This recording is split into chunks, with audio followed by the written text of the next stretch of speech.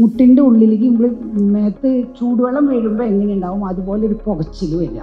പിന്നെ നമ്മൾ കാലുകൊണ്ട് എക്സസൈസ് ചെയ്യുമ്പോൾ അതിൻ്റെ ഉള്ളിൽ ഇങ്ങനെ നമ്മൾ ഈ മുത്തുകളൊക്കെ കൂട്ടി ഇങ്ങനെ ഉരയ്ക്കുമ്പോൾ ഒരു സൗണ്ട് ഉണ്ടാവില്ലേ, അതുപോലെ ഒരു സൗണ്ട് വരിക. മുട്ട് തൊട്ട് താഴോട്ട് വരുന്ന ആ എല്ലിൻ്റെ ഉള്ളിൽ പെട്ടെന്നൊരു വിങ്ങൽ പോലെ വരിക. അത് കുറച്ച് സമയം കഴിയുമ്പോൾ അതങ്ങ് മാറും. അത് തൈറോയ്ഡ് റിലേറ്റഡ്. അതിന്റെ ഒപ്പം തന്നെ മുട്ടിൽ ജോയിന്റിന്റെ ഫ്ലൂയിഡ് കുറയുന്നുണ്ട്, അതാണ് ആ സൗണ്ട് വരുന്നത്.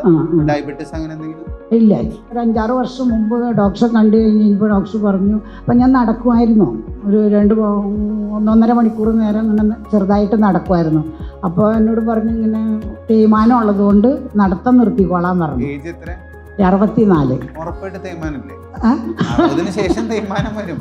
അപ്പൊ ആ തേയ്മാനത്തിനൊരു അസുഖമായിട്ട് കണക്കാക്കിയേ വേണ്ട. 60 നടന്നു തുടങ്ങണം. ഫിസിയോ ഒപ്പം ഇരിക്കുമ്പോൾ ഞാൻ പറയാം, മുട്ടിന് ഏറ്റവും നല്ലത് നടത്താണ്. എന്ന് വെച്ച് പോയി ത്രെഡ്മില്ലിൽ നടക്കാനല്ല, നോർമൽ സർഫസിൽ എത്ര വേണമെങ്കിലും നടക്കാം. അതല്ലേ, അപ്പൊ ആ ഒരു ഡൗട്ട് ഉണ്ടായിരുന്നു. ഇനി നടന്നു മുട്ടിന് എത്രയോ ലോഡ് ചെയ്ത് കൊടുക്കുന്നു, അത്രയ്ക്ക് നല്ല റിസൾട്ട് നമുക്ക് കിട്ടും.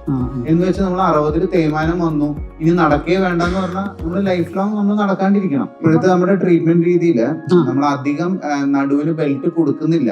കാരണം എത്ര ബെൽറ്റ് നമ്മൾ ഇട്ട് കഴിഞ്ഞാൽ നല്ല ടൈറ്റ് സപ്പോർട്ടും വേദനയൊന്നും ഉണ്ടാവില്ല. പക്ഷെ ആ മസിൽ അത്രമാത്രം സ്റ്റിഫ് ആവാണ്.